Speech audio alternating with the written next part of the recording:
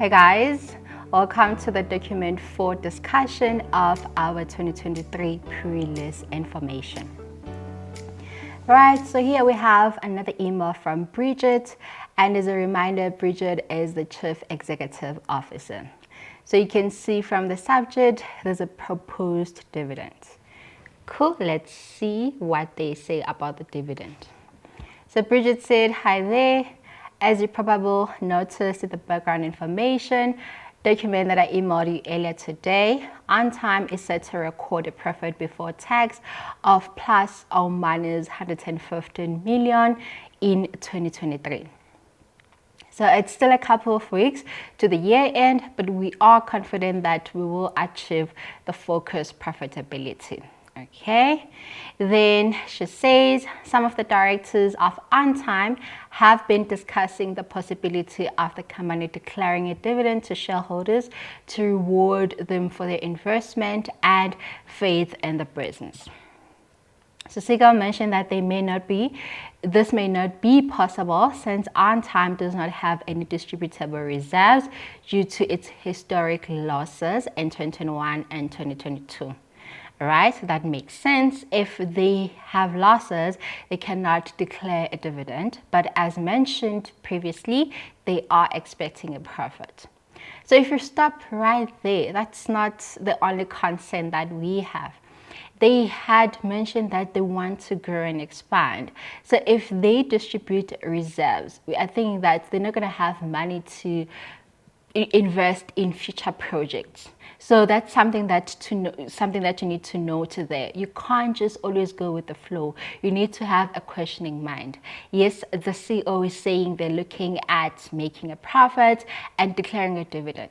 And we know that from the shareholders' perspective, that's a good thing. But we know that the company wants to grow, and from the company's perspective, declaring a dividend instead of investing might not be a great idea, because we know that companies don't have an obligation to pay a dividend until a time where they actually declare a dividend.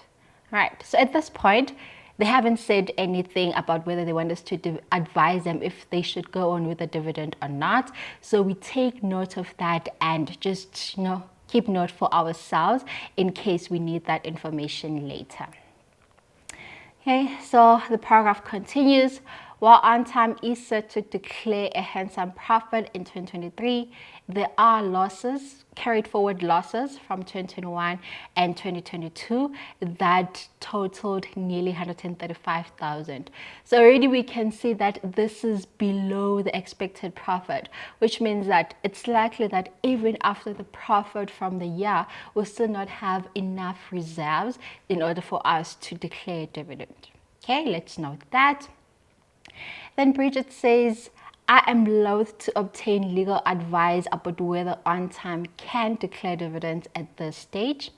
Okay, attorneys charge so much money to advice that you can find on the internet. So what does she want you to do? She says, perhaps apply your mind as how we can distribute some cash to the On Time shareholders. Thanks in advance. So when you look at that paragraph, specifically the first sentence, the key phrase there is legal advice on whether they can declare a dividend. So when you read that, and as part of your auditing standards, you would have looked at the Companies Act of South Africa. You would remember that, wait, I know that the Companies Act says something about declaring a dividend. The specific requirements that need to be met in order for a company to be able to declare a dividend. That's the first thing you note. So what does that say? That should immediately tell you that you need to revise the Companies Act section that relates to declaring a dividend. Look at those requirements. What are the requirements? What needs to be done during the process of declaring a dividend? And keep those requirements in place, and really check if some of the requirements are met, because one of the key things they mention is that the company needs to pass the liquidity and solvency test. Already when you're looking at those numbers and you look at the draft financial statements, you can already assess if that requirement is going to be met. That's the first thing that you're supposed to think of when you look at this trigger. Then when you look at the last part, she says that when you apply your mind, you can look at how we can distribute some cash to on-time shareholders. Then from a strategic perspective, you start thinking, there are ways in which a company can declare dividend without actually paying out cash to the shareholders. For example, things like dividend in specie. A rights issue where they get more shares in the company instead of getting the cash payout. The reason why you would be thinking of those things, it's because you're looking at the cash situation of the business. This is the first day they're recovering from losses in 3 years, and they still want to invest. So you want to start thinking about possible ways of making the distribution without negatively affecting the future prospects of the company.